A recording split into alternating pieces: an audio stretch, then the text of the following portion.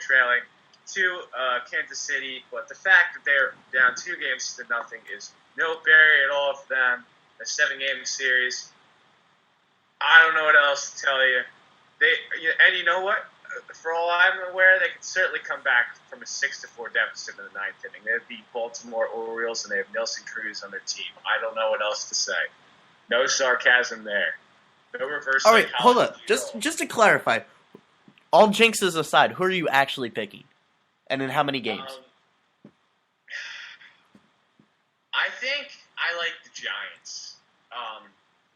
That team, I thought we were on Royals Orioles. Yeah, but I think the Giants, they're really starting to swing the basketball. They win every even year anyway. But their team is really starting to come together. Madison Bumgarner has been pitching really well. I just think that overall that they, first off, they have the most experience in the playoffs, so they know how to win World Series games. I think they're slightly better than the Cardinals overall. They have a strong pitching rotation past Bumgarner as well with Tim Hudson. He's been doing really well this year. Yusmeiro Petit has been fantastic out of the bullpen. I also like how Jake Peavy and Ryan Vogelsong have been pitching lately. And then plus their lineup led by Buster Posey and Brandon Belt has been swinging the bats well. They've brought up Joe Panic late in the year, and that helped them out a lot. Michael Morris is about to return. Hunter Pence has been swinging the bat well. I think they're a deep team. I don't know if the Royals are as talented as they are, but I feel, but even though they're really hot right now, as we've seen with the Rockies a couple of years ago, once it gets to the World Series, it's all about pitching. And I think that past James Shields, we saw Donovan Ventura struggle today and have shoulder stiffness, so it's going to be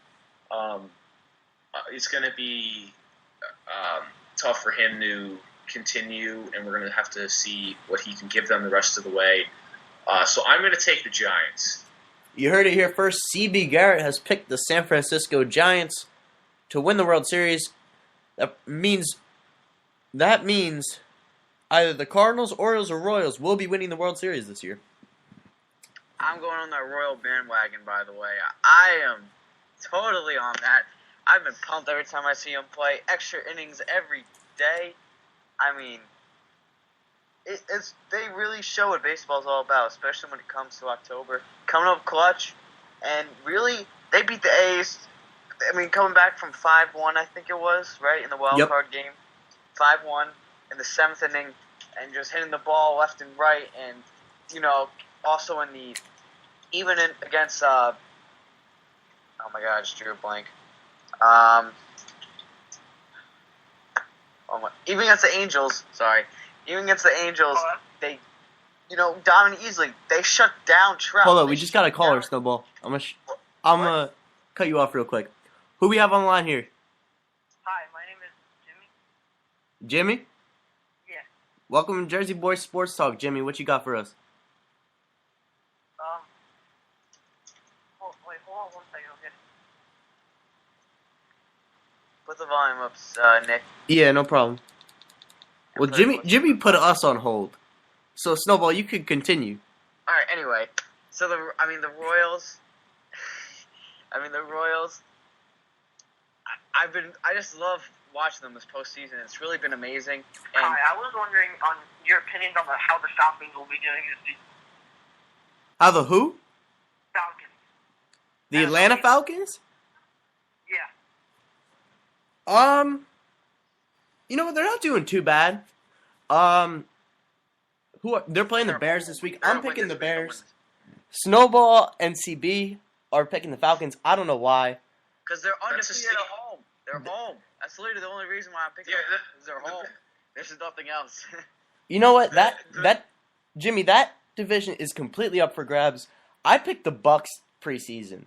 So, your guess is as good as mine for the NFC South. The Falcons have a good chance.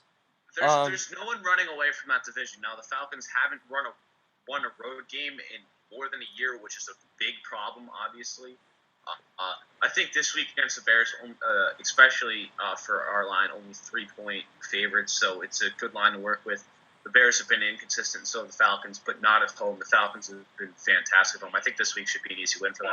And they're going to have to be able to prove that they can win both on the road and at home if they want to be a playoff team.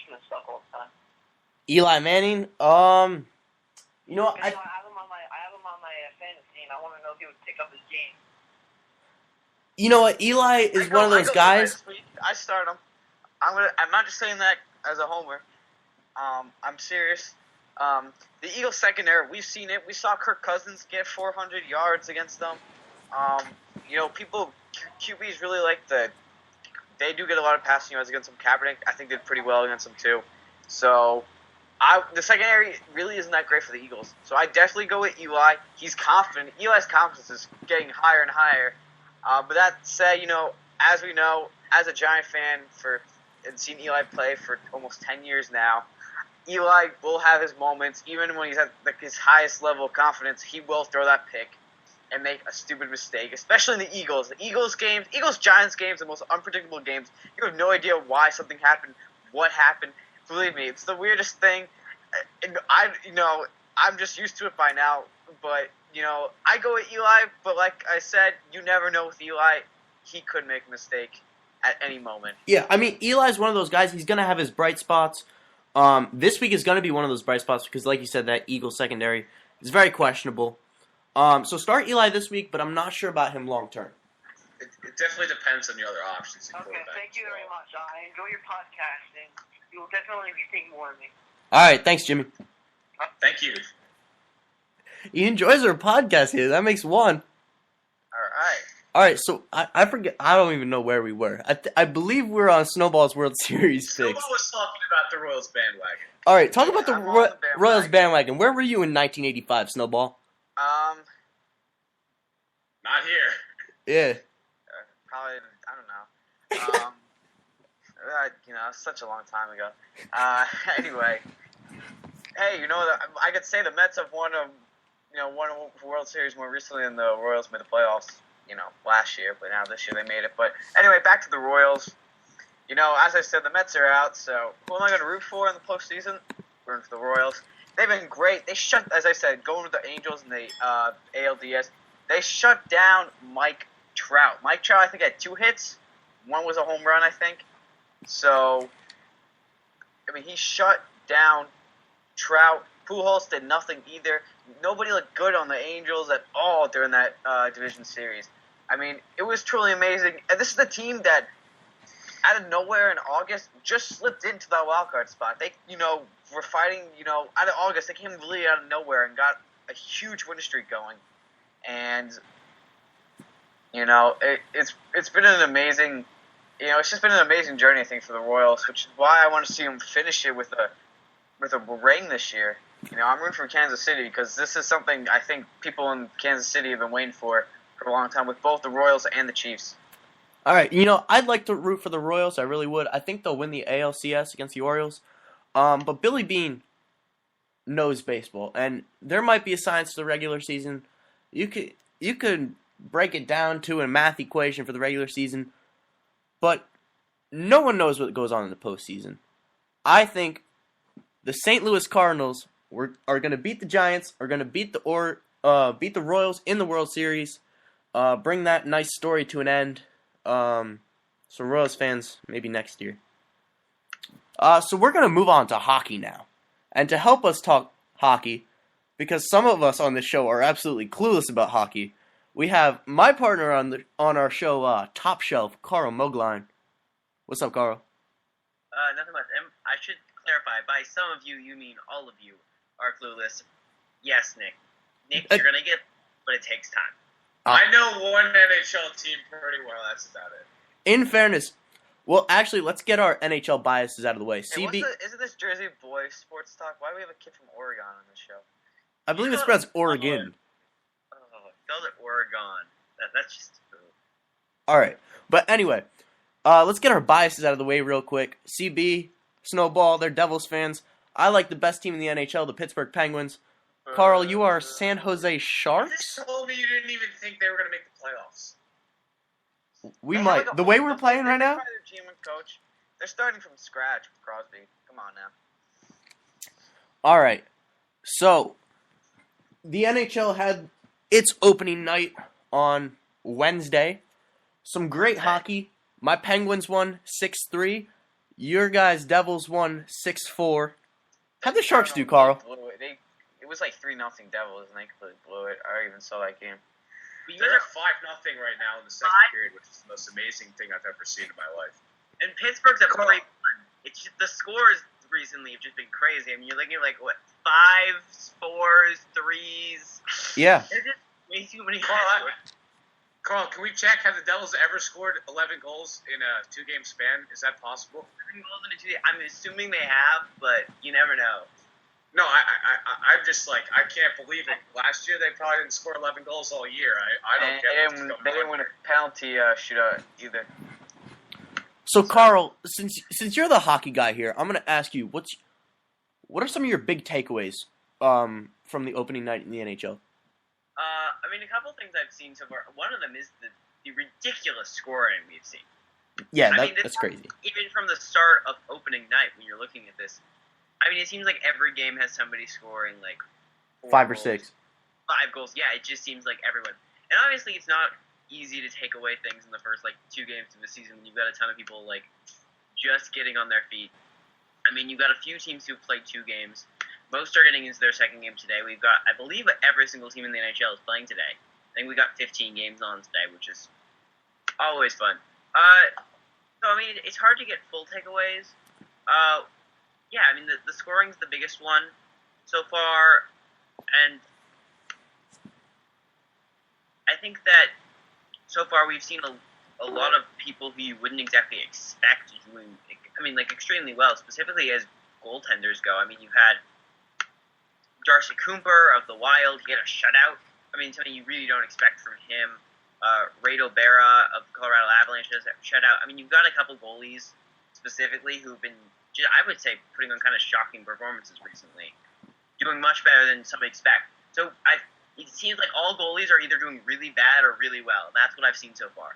A very few close games, just a lot of very good or very bad performances by the goalie. I mean, you've got, we've got 1, 2, 3 overtime games already so far, which is, I would say, below average. 3 in the first, 4 days now.